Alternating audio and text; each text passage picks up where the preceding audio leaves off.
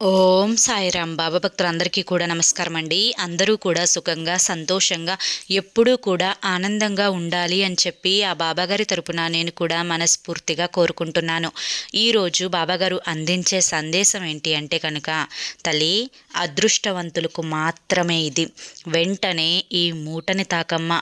తాకిన 24 గంటల్లోపే వారి మనసులో కోరిక, అంటే తాకిన వారి యొక్క మనసులో కోరిక అనేది తప్పకుండా తీరుతుందమ్మా అని చెప్పి ఏదో తెలియని సందేశాన్ని ఈరోజు బాబాగారు మనకి అందించాలి అనుకుంటున్నారండి. మరి బాబాగారు ఏ సందేశం అందించినా కూడా అది మన భవిష్యత్తుకు పునాది అని చెప్పి మనందరికీ కూడా తెలిసిన విషయమే కదా. మరి ఎవరికైతే బాబాగారి మీద పూర్తి నమ్మకం విశ్వాసం ఉంటాయో వారందరూ కూడా ఈ వీడియోకి ఒక చిన్న లైక్ ఇచ్చి వీడియోని వినడం స్టార్ట్ చేయండి. దానికంటే ముందు చాలామంది కూడా గురువుగారి గురించి అడుగుతున్నారండి. అక్క, ఎన్నో రకాల సమస్యలతో సతమతమైపోతున్నాము, మీకు తెలిసిన గురువుగారు ఎవరన్నా ఉంటే చెప్పండి అక్క అని చెప్పి అడుగుతున్నారండి. ఈ గురువుగారు మనకి తెలిసిన గురువుగారే. నేను పదే పదే ఈ గురువుగారి గురించే ఎందుకు చెప్తున్నాను అంటే కనుక, మా ఫ్యామిలీలో ఎంతోమంది సమస్యలకు దారి చూపిన గురువుగారు ఈయన.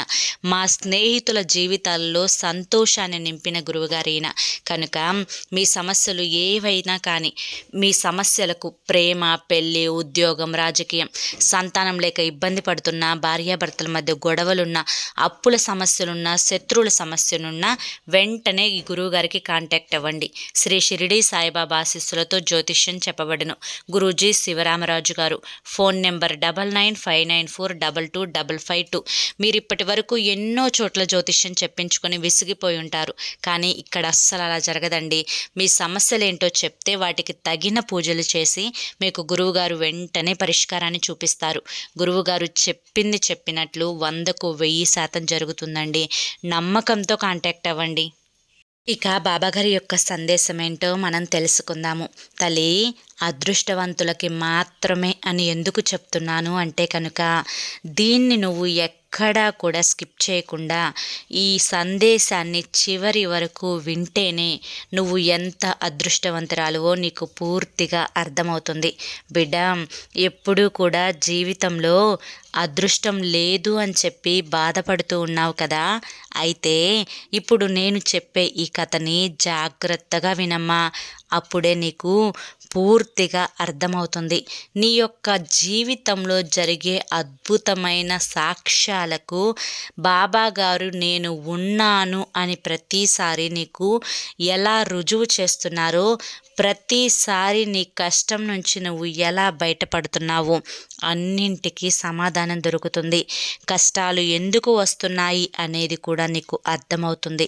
వాటి నుంచి ఎలా బయటపడాలి, జీవితంలో ఎలా ముందుకు వెళ్ళాలి, ఇదంతా కూడా తెలుస్తుంది. ఒక ఊరిలో సోమయ్య అని చెప్పి ఒక ఉప్పు వ్యాపారం చేసే అతను ఉన్నాడు. చాలా పేదవాడు. రెక్కాడితే కానీ డొక్కాడదు అని చెప్పి వింటూ ఉంటాం కదా. ఆ జాతికి చెందినవాడే సోమయ్య. అయితే సోమయ్యకు ఉప్పు అమ్ముకొని ఆ వచ్చిన అనా పైసా డబ్బులతో ఇంట్లో 2 బిడ్డలకు, భార్యకు అన్నం పెట్టేవాడనమాట. అయితే భార్య కూడా చాలా మంచిది. ఏ మాట సోమయ్యకు ఎదురు చెప్పేది కాదు. వచ్చిన దాన్నే జాగ్రత్తగా సర్దుకొని పిల్లలకు పెట్టి తను సోమయ్య తినేవారనమాట. అయితే ఒకరోజు ఉప్పు వ్యాపారం కోసం అని చెప్పి సోమయ్య సముద్రం దగ్గరికి వెళ్తాడు. వెళ్ళి అక్కడ చాలా తక్కువ ధరకి ఉప్పుని తీసుకొని వాటికి కొంచెం లాభాన్ని చూసుకొని సోమయ్య ఊరువాడ తిరిగి ఉప్పుని అమ్ముకొని వచ్చేవాడనమాట. ఒకరోజు సోమయ్య ఉప్పుని అమ్ముకోవడం కోసం అని చెప్పి వెళ్తూ ఉంటాడు. బాగా దాహంగా అనిపిస్తుందనమాట. అయితే ఒక చెరువు దగ్గర ఆగుతాడనమాట, ఊరి పొలిమేర దగ్గర. అయితే ఆ చెరువు గట్టున దుర్గమ్మ గుడి, అంటే దుర్గమ్మ యొక్క విగ్రహం ఉంటుంది. ఆ దుర్గమ్మ తల్లి యొక్క విగ్రహాన్ని చూసి మనసులో అనుకుంటాడు, తల్లి, ఇంతమంది అందరినీ కూడా చూస్తున్నా నువ్వు నీకు ఏ నీడ లేకుండా చేసుకున్నావేంటమ్మా? అమ్మా, ఎండకి ఎండుతున్నావు, వానకి తడుస్తున్నావు, చలికి నీకు చలి పెడుతుంది కదా తల్లి. అందరి కష్టాలను తీర్చి లోక లోకానికి సైతం అమ్మగా మారిన అమ్మ ఇలా ఏ నీడ లేకుండా ఉండటమేంటి తల్లి అని చెప్పి మనసులో అనుకొని గబా గబా అమ్మవారి యొక్క విగ్రహం దగ్గరికి సోమయ్య వెళ్తాడు. వెళ్ళి అమ్మవారి విగ్రహం దగ్గర ఉన్న ఆకులు అలమలు అన్నింటినీ కూడా శుభ్రం చేస్తాడు సోమయ్య. శుభ్రం చేసి చక్కగా అమ్మవారికి ఆ పక్కనే ఉన్న చెరువు దగ్గర నుంచి నీళ్లు తీసుకువచ్చి అభిషేకాన్ని చేస్తాడు. ఆ మట్టంతా కూడా దుమ్మంతా కూడా కొట్టుకుపోతుందన్నమాట. ఇక తన యొక్క వ్యాపారం కోసం పసుపు కుంకుమని కూడా కొంచెం జేబులో పెట్టుకుంటాడు సోమయ్య ఎప్పుడూ కూడా. ఆ పసుపుని కుంకుమని అమ్మవారికి అలంకరిస్తాడు సోమయ్య. అలంకరించిన తర్వాత తల్లి ఎంత అందమైన రూపమమ్మ నువ్వు, నిన్ను చూస్తే కడుపు నిండిపోతుంది తల్లి. అమ్మా నేను నీకు ఎప్పుడైనా కానీ ఒక గుడిని కట్టిస్తాలే తల్లి, ఒక పందిరి వేస్తానమ్మా. అప్పుడు నువ్వు ఎండకి ఎండకుండా ఉంటావు, వానకి తడవకుండా ఉంటావు అని చెప్పి నాకు ఆ యొక్క శక్తిని ప్రసాదించమ్మా అని చెప్పి అమ్మవారిని వేడుకుంటాడనమాట. ఇలా జరిగిన దగ్గర నుంచి సోమయ్య తను వ్యాపారం మొదలుపెట్టే రోజు, అంటే తను వ్యాపారం ఆ మూటను తీసుకొని ఊరు దాటే ప్రతిసారి కూడా అమ్మవారి దగ్గరికి వచ్చి కూర్చొని కాసేపు అమ్మతో మాట్లాడుకొని వెళ్తాడనమాట. ఇలా తన దినచర్యగా మారిపోతూ ఉందన్నమాట. అయితే వర్షాకాలం వచ్చేసింది. వర్షాకాలం వచ్చిన తర్వాత ఉప్పు కూడా తీసుకురావడం కష్టమైపోతుంది. ఆ తెచ్చుకున్న ఉప్పుని అమ్మడం కూడా కష్టమైపోతుందన్నమాట. అమ్మా ఈ వర్షాకాలం అనేది నాకు అస్సలు రూపాయి కూడా ఆదాయం ఉండదు, పస్తులు ఉండాల్సి వస్తుంది. ఈ వర్షాకాలంలో ఈ నెలలో నా పెళ్ళాం బిడ్డలు 10 రోజులు ఏమీ తినకుండా పడుకున్నారమ్మా. ఈ వర్షాలు చూస్తేనేమో చాలా ఎక్కువగా కురుస్తున్నాయమ్మా. అమ్మా నాకు ఏమీ వద్దు, నాకు ఏ ఆస్తులు వద్దు, ఏ అంతస్తులు కూడా వద్దు. అమ్మా నాకు కడుపుకి, నాకు తినటానికి, నా బిడ్డలు తినటానికి, నా భార్య తినటానికి ఇంత ముద్ద 3 పూట్ల దొరికితే చాలు తల్లి. ఇంకా అంతకు మించి నేను ఏది కూడా కోరుకోనమ్మా అని చెప్పి చెప్తాడు సోమయ్య అమ్మతోటి. అయితే ఆ రోజే బాగా వర్షం పడుతుంది. సోమయ్య అప్పటికే ఊర్లో నుంచి బయలుదేరిపోయాడు. ఆ వర్షానికి ఏ దిక్కు తోచక ఎటు వెళ్ళాలో అర్థం కాక ఆ ఉప్పు మూటను వేసుకొని పరుగు పరుగున వెళ్తూ ఉంటే ఈలోపే ఆ ఉప్పంతా కూడా ఆ నీళ్ళకి కరిగిపోయి కారిపోతుందన్నమాట. ఉప్పు బస్తా మొత్తం కూడా ఖాళీ అయిపోతుంది. గబా గబా అమ్మ దగ్గరికి చేరుకుంటాడు సోమయ్య. అయితే సోమయ్య ఈ యొక్క ఉప్పు బస్తా అంతా కూడా తడిచిపోయిందమ్మా. అమ్మా ఇక ఈరోజు నా పెళ్ళాము బిడ్డలు పస్తుతో పడుకోవాల్సిందే. ఎందుకంటే ఉప్పు కరగకుండా ఉన్నట్లయితే కనీసం రేపైనా అమ్ముకునేవాణ్ణి.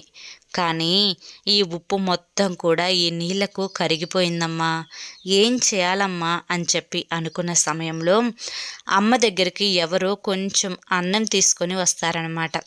ఇక ఆ అన్నం తీసుకొని వాళ్ళు దండం పెట్టుకొని వెళ్ళిపోతారు. అమ్మా నా మొర ఆలకించావా అమ్మా? అమ్మా ఈ అన్నంతో ఈరోజు నా పెళ్ళాం బిడ్డలకు అన్నం పెట్టుకుంటాను అని చెప్పి ఆ అన్నం తీసుకొని వెళ్ళిపోతాడనమాట సోమయ్య అక్కడి నుంచి.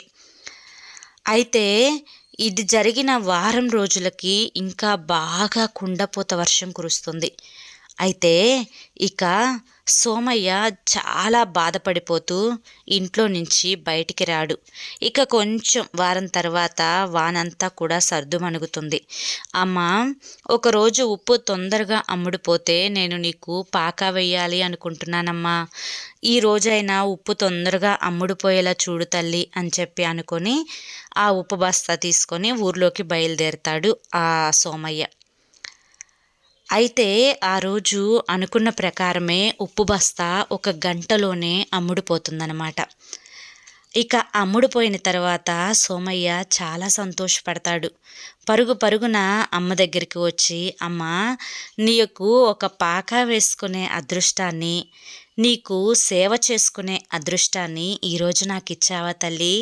అమ్మా ఈరోజు నేను నీకు పందిరి వేసే ఇంటికి వెళ్తాను అని చెప్పి ఆ పక్కనే ఉన్న అడవిలోకి వెళ్ళి కర్రలు తాడులు అన్నీ తీసుకొని వచ్చి అమ్మ వానకి తడవకుండా ఎండకి ఎండకుండా ఒక చిన్న పందిరినైతే వేస్తాడు సోమయ్య.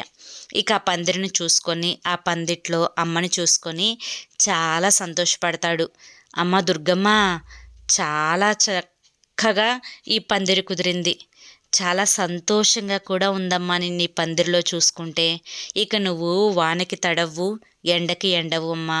అమ్మా, నన్ను చల్లగా చూశావు అంటే కనుక నీకు నేను గుడి కూడా కట్టిస్తానమ్మా అని చెప్పి దండం పెట్టుకొని వెళ్తాడనమాట. ఇక అక్కడి నుంచి ఆ వానాకాలం వెళ్ళిపోయి తనకి చలికాలం అయితే మొదలవుతుంది. కొంచెం ఏ రోజుకి ఉప్పు ఆ రోజు అమ్ముడుపోతూ వాళ్ళు కొంచెం కొంచెం ఒక ముద్ద అన్నం తింటూ ఎలాగో నెట్టుకొస్తున్నాడు కాపురాన్ని సోమయ్య. అయితే ఇక ఎండాకాలం వస్తుంది. కొంచెం పర్వాలే, మంచిగానే జరుగుతుంది సోమయ్యకి. అయితే మళ్ళీ వానాకాలం వస్తుంది. ఇక సంవత్సరం కూడా గడిచిపోయింది. ఒకరోజు అమ్మ దగ్గరికి కూర్చొని ఉప్పు బస్తా తీసుకొని ఊర్లోకి అమ్మటానికి వెళ్తూ అమ్మ దగ్గర కూర్చుంటాడు. కాసేపు మాట్లాడదాము అని చెప్పి. అమ్మా, చూస్తూ చూస్తూ సంవత్సరం వెళ్ళిపోయిందమ్మా నీకు పందిరి వేసి. నాకు అన్నీ చక్కగా ఉంటే నేను నీకు గుడి కూడా కడదామనుకున్నాను. కానీ వ్యాపారంలో ఏ మార్పు లేదు తల్లి. సరిగ్గా ఉప్పు అమ్ముడుపోవడం లేదు. ఒకరోజు అమ్ముడుపోతే మరొక రోజు ఉప్పు అంతే ఉంటుందమ్మా. ఒకరోజు తింటున్నాము, ఒకరోజు పడుకుంటున్నాము. చాలా బాధగా ఉందమ్మా నా భార్య బిడ్డల్ని చూస్తూ ఉంటే. ఇటువంటి పనికిరాని భర్త దొరికాడే అని చెప్పి నా భార్య బాధపడుతుందేమో. నాకు కడుపు నిండా కూడా అన్నం పెట్టలేని తండ్రి ఒక తండ్రేనా అని చెప్పి నా బిడ్డలు బాధపడుతూ ఉంటారేమో. అమ్మా, నాకు ఏ వరాలు వద్దమ్మా, ఒక ముద్ద అన్నం దొరికేలా చూడమ్మా. 3 పూట్ల నా పెళ్ళాం బిడ్డల కడుపు నింపే అవకాశాన్ని ఇవ్వమ్మా అని చెప్పి అనుకుంటూ బయలుదేరతాడు. పెద్ద వర్షం వస్తుంది. ఆ వర్షానికి ఉప్పంతా కూడా కరిగిపోతుందన్నమాట. ఏడ్చుకుంటూ వస్తాడు. అప్పటికే పగలంతా కూడా బాధతో అమ్మకి కష్టాన్ని చెప్పుకొని వెళ్ళాడు కదా. ఇక ఉప్పు కూడా కరిగిపోయేసరికి చాలా బాధపడిపోతాడు సోమయ్య. వెంటనే ఆ యొక్క అమ్మవారి పాక పక్కన ఉన్న పెద్ద చెట్టుకు ఉరివేసుకోబోతాడు సోమయ్య. అయితే ఇదంతా కూడా అమ్మ చూస్తూ ఉంది. ఇక సోమయ్య ఉరిపెట్టుకునే సమయానికి ఏదో ఒక గొంతు, ఏంటి సోమయ్య, తప్పు చేస్తున్నావు, నా మీద నమ్మకం లేదా నీకు, ప్రాణాన్ని తీసుకోబోతున్నావేంటి అని చెప్పి ఒక్కసారిగా సోమయ్య గుండె జల్లుమంటుందన్నమాట. పక్కకు తిరిగి చూస్తాడు. ఒక పెద్ద ముత్తైదువు ఎర్ర చీర కట్టుకొని, పచ్చ జాకెట్ వేసుకొని, పెద్ద కుంకుమ బొట్టు పెట్టుకొని, చేతి నిండా గాజులు వేసుకొని ఒక మంచి అమ్మ రూపంలో కనిపిస్తుంది సోమయ్యకు. ఇక సోమయ్యకు అర్థమైపోతుంది, సాక్షాత్తు దుర్గమ్మ తల్లే నన్ను కాపాడటానికి వచ్చిందా అని చెప్పి వెంటనే తాడుని తీసి కింద వేసి తన పాదాల మీద పడతాడు వచ్చి సోమయ్య. వచ్చి అంటాడు, ఏడుస్తాడు, అమ్మా, ఏం పాపం చేశానో నాకు తెలీదు. ఈ జన్మలో తినటానికి కూడా తిండి లేక ఇబ్బంది పడుతున్నామమ్మా. నాకు ఏమీ వద్దు తల్లి. నేను నగలు కోరుకోవడం లేదు, సొమ్ము కోరుకోవడం లేదు, ఆస్తులు కోరుకోవడం లేదు. 3 పూట్ల నేను నా కుటుంబం ఇంత ముద్ద అన్నం తింటే చాలు తల్లి. అది లేకనే, వాళ్ళకి పెట్టలేకనే చనిపోవాలి అనుకుంటున్నాను. నాకు తెలిసిన విద్య ఉప్పు అమ్మడం. అందులో ఎటువంటి లాభం లేదు. ఇక నా భార్య బిడ్డలను ఎలా పోషించగలుగుతానమ్మా చెప్పు. అమ్మా, నువ్వు కూడా నన్ను కాపాడడం లేదు. అన్నీ బాగుంటే ఈ పాకా వేసిన ప్లేస్లోనే నీకు ఒక గుడి కట్టిద్దాము అనుకున్నాను. కానీ నాకు ఆ అదృష్టం లేదు అని చెప్పి ఇప్పుడే తెలిసింది. కనుకనే నా ప్రాణాలు వదులుకోవాలి అనుకుంటున్నాను. అమ్మా, తప్పా అమ్మా అని చెప్పి చాలా బాధగా ఏడుస్తూ అడుగుతాడు సోమయ్య. అదంతా చూసిన అమ్మ, సోమయ్య బాధపడకు, ఎందుకంటే నేను నీకు ఇప్పుడు ఒక వరం ఇస్తాను. ఈ యొక్క వరం అనేది నువ్వు అందుకున్న తర్వాత నీ కష్టాలు, బాధలు, కన్నీరు, నష్టాలు అన్నీ కూడా తుడిచిపెట్టుకుపోతాయి. అంతేకాకుండా నువ్వు ఏ వరం అడిగినా కూడా ఇవ్వడానికి నేను ఇప్పుడు సిద్ధంగా ఉన్నాను. కాకపోతే కూర్చొని తినే వరం కాకుండా నీకు పనికి వచ్చే వరాన్ని ఇద్దామనుకుంటున్నాను అంటుంది దుర్గమ్మ. అయితే సోమయ్య, అమ్మా, నాకు ఏ వరాలు వద్దమ్మా, ఏ వరహాలు కూడా వద్దు. మాకు 3 పూట్ల ఇంత ముద్ద అన్నం దొరికితే చాలమ్మా. అమ్మా, నేను అంతకు మించి ఇంకా ఏమీ అడగదలుచుకోలేదు. అమ్మా, నేను ఏ పనైనా చేస్తాను, కష్టపడతానమ్మా, కష్టపడటానికి కూడా సిద్ధంగా ఉన్నాను. నాకేదన్నా పనైనా ఇప్పించమ్మా అని చెప్పి అడుగుతాడు సోమయ్య. దానికి అమ్మ నవ్వుకొని ఒక చిన్న గంటను తీసి సోమయ్య చేతిలో పెడుతుంది. ఈ గంట చాలా మంచిది, అంటే చాలా శక్తివంతమైనది. దీనికి చాలా అద్భుతమైన శక్తి ఉంది. ఇప్పుడు నేను నీకు కనిపించి గంట ఇచ్చిన సంగతి నువ్వు నీ భార్య బిడ్డలకి చెప్పకూడదు, ఊర్లో ఎవ్వరికీ చెప్పకూడదు. ఈ గంట వల్ల నీకు ఉపయోగం ఏంటి అంటే కనుక, ఈ గంటని నువ్వు మోగించిన తరువాత ఈ గంటలో నుంచి రోజుకి 5 వరహాలు వస్తాయి. ఈ 5 వరహాలతో నువ్వు చక్కగా కడుపు నిండా నీ భార్య బిడ్డలకి అన్నం పెట్టొచ్చు. అంతేకాకుండా కొంత దాచుకోవచ్చు, నీ అవసరాలకు ఉపయోగించుకోవచ్చు. ఇది రోజుకి ఒక్కసారి మాత్రమే మోగుతుంది. ఆ మోగిన సమయంలోనే 5 వరహాలు బయటికి వస్తాయి. ఇది నువ్వు కాకుండా ఇంకా ఎవ్వరు మోగించినా కూడా దీని యొక్క శక్తి పనిచేయదు. అంతేకాకుండా ఇది 2వసారి మోగించినా కూడా వరహాలు రావు. దీని గురించి ఎవరికైనా చెప్పావు అంటే ఈ గంట ఆ వరహాలనిచ్చే శక్తిని కోల్పోతుంది. కనుక ఈ గంటను తీసుకొని నీ యొక్క కష్టాలన్నింటినీ కూడా తీర్చుకొని సంతోషంగా ఉండు. కానీ ఈ రహస్యాన్ని మాత్రం ఎవరికీ చెప్పొద్దు, అర్థమైందా అని చెప్పి అమ్మ అంటుంది సోమయ్యతోటి. సోమయ్య, అమ్మా, అర్థమైందమ్మా, నా కష్టాలు తీరే రోజు వచ్చింది, నా కన్నీరు తుడిచే రోజు వచ్చింది. తల్లి, నేను నీకు తప్పకుండా గుడి కట్టిస్తానమ్మా. అమ్మా, నా కష్టం తీర్చావమ్మా. నాకు 4 వేళ్ళు నోట్లోకి పోయేలా చేశావు. నా బిడ్డలు సంతోషంగా ఉండేలా చూస్తున్నావు. అమ్మా, ఇది చాలమ్మా నాకు ఈ జన్మకి అని చెప్పి సోమయ్య ఆ గంటను తీసుకొని ఆ సంతోషంలో, అసలు అంత పెద్ద వర్షంలో కూడా చాలా ఆనందంగా ఇంటికి బయలుదేరతాడు. అమ్మ అప్పుడే అదృశ్యమైపోతుందన్నమాట. ఇక ఆ గంటను ఇంటికి వెళ్ళి ఒక్కసారి అలా కొడతాడనమాట. కొట్టిన తర్వాత 5 వరహాలు బయటికి వస్తాయి. ఇక ఆ వరహాలతోటి ఇంటికి కావలసినవన్నీ కూడా తీసుకొని వెళ్తాడు సోమయ్య. ఇక సోమయ్య అలా తీసుకువచ్చిన తర్వాత భార్య బిడ్డలు సంతోషంగా ఆ రోజున భోజనం చేసి పడుకుంటారు. ఇలా గంట దొరికిన తరువాత, అంటే అమ్మవారు సోమయ్యకు గంటనిచ్చిన తర్వాత చాలా సంతోషపడిపోయి చాలా ఆనందంగా తన యొక్క కుటుంబాన్ని చూసుకుంటున్నాడు సోమయ్య. ఈ ఆనందంలో రోజు డబ్బులు వస్తున్నాయి కదా అన్న ఇదిలో సోమయ్య ఏ రోజు తన కష్టాన్ని కానీ తన పనిని కానీ చేయడం మానుకోలేదు. పనికి పనే చేసుకుంటూ ఉన్నాడు. 5 వరహాలు గంట ద్వారా రోజు తీసుకుంటానే ఉన్నాడు. ఇక తన కష్టపడిగా వచ్చిన సొమ్ము 5 వరహాలలో ప్రతిరోజు కూడా ఒక 2 వరహాలు దాచుకునేవాడు సోమయ్య. ఇక ఆ దాచుకున్న సొమ్ము వీటన్నింటితో కలిపి 1 సంవత్సరంలోనే అమ్మవారికి చాలా అందమైన చక్కటి గుడిని కట్టిస్తాడు సోమయ్య. ఆ గుడిలో ఆ తల్లిని చూసుకొని సంతోషపడిపోతాడు. ఊరంతా కూడా సోమయ్య మంచివాడని చెప్పి, ఉప్పు అమ్ముకుంటూ తను చాలా మిడిల్ క్లాస్ ఫ్యామిలీ నుంచి గొప్పగా ఎదిగాడు అని చెప్పి, సోమయ్యది మంచి మనసు అని చెప్పి ఊరు వాడ అందరూ చెప్పుకోవడం మొదలుపెట్టారు. ఇక సోమయ్యకు కూడా రోజు అమ్మని దర్శించుకోవడం, అమ్మకి పూజలు చేసుకోవడం, అమ్మ యొక్క రూపాన్ని దర్శించుకొని సంతోషపడిపోతూ ఉండడం, ఆ గుడిని చూసుకొని ఆనందపడిపోవడం ఉండడం ఇలా అలవాటుగా మారిపోయింది. అయితే కొన్ని రోజుల తర్వాత సోమయ్య ఇంటికి ఒక పాత సామాన్లు కొనే వ్యక్తి వస్తాడు. సుబ్బయ్య అతని పేరు.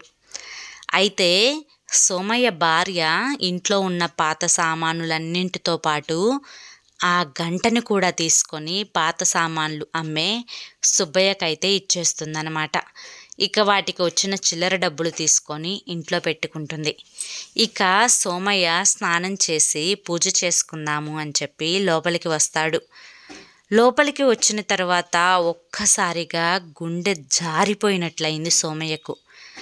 ఎంత వెతికినా ఎక్కడ వెతికినా కూడా గంట కనిపించలేదు.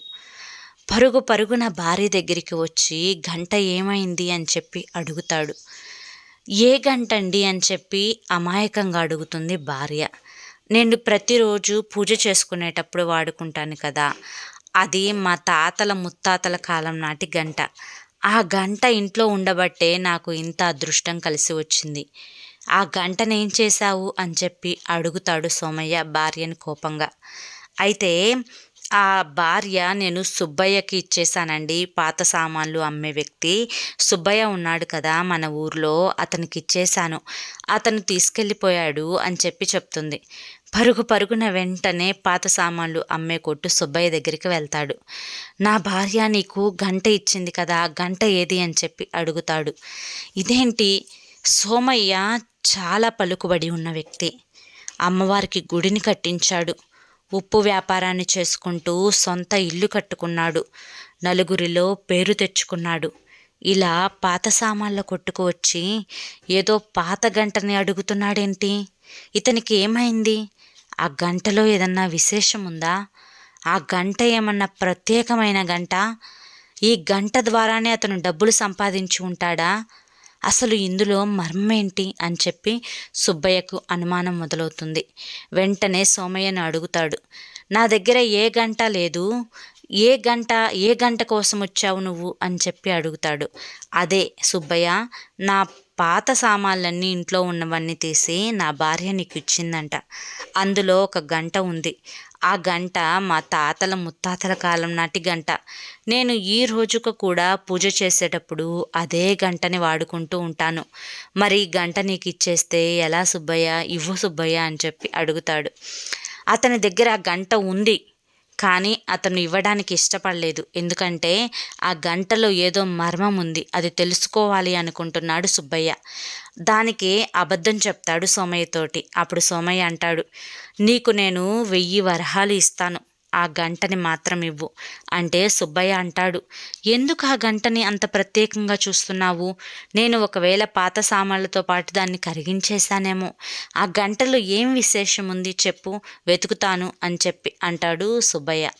అయితే సోమయ్య చెప్తాడు, అదే మా తాతల ముత్తాతల కాలం నాటి గంట. దాంట్లో డబ్బులు పెట్టుకోవడానికి అరలు ఉన్నాయి. ఆ అరలలో నేను డబ్బు బంగారం దాచుకుంటూ ఉంటాను అని చెప్పి అంటాడు సోమయ్య. అప్పుడు సుబ్బయ్య, ఏంటి గంటలో అరలున్నాయా, అరల్లో డబ్బులు బంగారం ఉన్నాయా అని చెప్పి అనుకొని, సరే సోమయ్య, ఈరోజంతా వెతుకుతాను, నేను వెతికి ఉంటే కనుక రేపు ఇస్తాను. ఒకవేళ ఆ గంట లేకపోతే నేనేమీ చేయలేను. ఒకవేళ ఉంటే కనుక నువ్వు నాకు రేపు 1000 వరహాలు ఇవ్వాలి, అది కూడా 10 మంది పెద్ద మనుషుల మధ్యలో ఇవ్వాలి అని చెప్పి అంటాడు సుబ్బయ్య. దానికి ఒప్పుకుంటాడు సోమయ్య. ఇక సోమయ్య వెళ్ళిపోయిన తర్వాత సుబ్బయ్య గంటను తీసుకొని దాన్ని పైకి కిందకు తిప్పి అటు ఇటు తిరగేసి, అందులో ఏ గదులు లేవు కదా, ఎందుకు సోమయ్యకి ఏమన్నా పిచ్చి పట్టిందా? ఈ పాత గంట కోసం గదులున్నాయి అంటాడు, డబ్బులున్నాయి అంటాడు. ఏమైంది సోమయ్యకు? ఏది ఏమైనా కానీ నాకు రేపు 1000 వరహాలు వస్తున్నాయి, ఈ గంట ఏంటో ఇచ్చేస్తే పోలా అని చెప్పి అనుకుంటాడు. ఇక పెద్ద మనుషులందరినీ కూడా పిలిపిస్తాడు. తెల్లవారిపోతుందన్నమాట. సోమయ్యను కూడా పిలిపిస్తారు. సోమయ్య 1000 వరహాలు తీసుకొని వస్తాడు. ఆ గంట లోపల ఏదో గదులున్నాయని చెప్పావు కదా, ఆ గదులలో డబ్బుంటుంది అని చెప్పావు కదా, అందులో ఏ గదులు లేవే. సరే ఉంటే ఈ పెద్ద మనుషుల ఎదురుగా నువ్వు గంటలో నుంచి డబ్బుని తీయి అని చెప్పి అంటాడు సుబ్బయ్య. దానికి సోమయ్య వెంటనే ఆ గంటను తీసుకొని ఆ గంటను ఒక్కసారి మోగిస్తాడు. అందులో నుంచి 5 వరహాలు బయటికి వస్తాయి. అయితే ఇక సుబ్బయ్య అది చూసి ఆశ్చర్యపోతాడు. నేను ఇందాక కింద మీద తిప్పి తిప్పి చూశాను, ఏ డబ్బు కనిపించడం లేదు. ఇప్పుడు సోమయ్య అలా అనంగానే ఎలా వచ్చేశాయి? సరే సుబ్బయ్య, సరే సోమయ్య, నీకైతే నీ వరహాలు వచ్చాయి అని చూపించేశావు, మరి నాకు రావాల్సిన 1000 వరహాలు ఇవ్వు అని చెప్పి అడుగుతాడు సుబ్బయ్య. అయితే సరేనని చెప్పి 1000 వరహాలు తీసి సుబ్బయ్య చేతిలో పెడతాడు సోమయ్య. అయితే సోమయ్య మంచితనాన్ని చూసి సుబ్బయ్య చాలా ఆశ్చర్యపోతాడు. నాకు నువ్వు 1000 వరహాలు ఇచ్చావు కదా, నువ్వు దుర్గమ్మకి గుడిని కూడా కట్టించావు, ఇందులో నుంచి 500 వరహాలు తీసుకొని ఆ గుళ్ళో అన్నదానానికి వాడు అని చెప్పి సుబ్బయ్య ఇస్తాడనమాట. సోమయ్యకు చాలా సంతోషం కలుగుతుంది. అమ్మవారు అన్నదానం తన చేతుల మీదుగా చేయించడానికి మరొక అదృష్టాన్ని ఇచ్చింది అని చెప్పి తన దగ్గర ఉన్న డబ్బులన్నింటినీ కూడా పోగు చేసుకొని ఆ రోజు గుళ్ళో ఊరంతా అన్నదానాన్ని పెడతాడు సోమయ్య. ఇక అమ్మ దగ్గర కూర్చొని, అమ్మా, చావబోతున్న నన్ను బ్రతికిచ్చావు, కడుపు నిండా అన్నం పెట్టమ్మా అంటే ఊరంతా అన్నం పెట్టే అదృష్టాన్ని ఇచ్చావు. అమ్మా, గుడి కట్టాలి అని ఉంది అంటే గుడి కట్టే అంత స్తోమతని కూడా ఇచ్చావు. అమ్మా, ఇంతకంటే ఈ సోమయ్యకు ఏం కావాలి తల్లి? తల్లి, జీవితాంతం కూడా నేను నీకు రుణపడి ఉంటానమ్మా అని చెప్పి కన్నీరు పెట్టుకుంటాడు అమ్మవారి దగ్గర కూర్చొని. అయితే ఇక్కడితో కథ ముగుస్తుంది. ఈ కథ ద్వారా బాబాగారు చెప్పాలి అనుకుంటుంది ఏంటి అంటే కనుక, అమ్మా, అక్కడ దుర్గమ్మైనా, సాయినాథుడైనా, ఆ పరమేశ్వరుడైనా, మరే దేవుడైనా కానీ నిర్మలమైన మనస్సుతో పూజించే ఏ భక్తుడికైనా కానీ తప్పకుండా వరమిస్తాడు. ఏ కుళ్ళులు, కుతంత్రాలు, కుట్రలు, రాజకీయాలు చేసేవారికి, ఎదుటి వారు నాశనం అవుతుంటే చూసి సంతోషపడేవారికి ఏ భగవంతుడు అండగా ఉండడమ్మా. అమ్మా, మనిషికి ఎప్పుడూ కూడా స్వచ్ఛమైన నిర్మలమైన మనసు ఉండాలి. అప్పుడే ఆ మనిషి సంతోషంగా జీవితంలో ముందుకు వెళ్తాడు అని చెప్పి, తల్లి, ఈ కథ విన్న 24 గంటల్లోపే ఎవరైనా కానీ శుభవార్తను వింటారు. ఇది అక్షర సత్యమమ్మా. నీ మనసులో ఏ కోరిక ఉందో ఆ కోరికని చెప్పుకో కథ విన్న తర్వాత. అది 24 గంటల్లోపే నీకు తీరుతుందమ్మా. నీ మనసుని స్వచ్ఛంగా ఉంచుకో, అంతా మంచి జరుగుతుందమ్మా అని చెప్పి బాబాగారు మనకి చాలా చక్కటి సందేశాన్ని అందించారండి ఈరోజు. మరి ఈ సందేశం మీ అందరికీ నచ్చింది అనిపిస్తే ఈ వీడియోకి ఒక చిన్న లైక్ ఇవ్వండి. బాబా భక్తులు మరికొందరికి వీడియోని షేర్ చేయండి. మొదటిసారి ఛానల్లోకి వస్తే సబ్స్క్రైబ్ చేసుకోవడం మాత్రం మర్చిపోవద్దు. రేపు మరొక మంచి సందేశంతో తప్పకుండా కలుసుకుందాం. అంతవరకు కూడా బాబా ఆశీస్సులు మీపై ఉండాలి అని చెప్పి మనస్ఫూర్తిగా కోరుకుంటూ, సర్వే జన సుఖినో భవంతు. ఓం సాయిరామ్.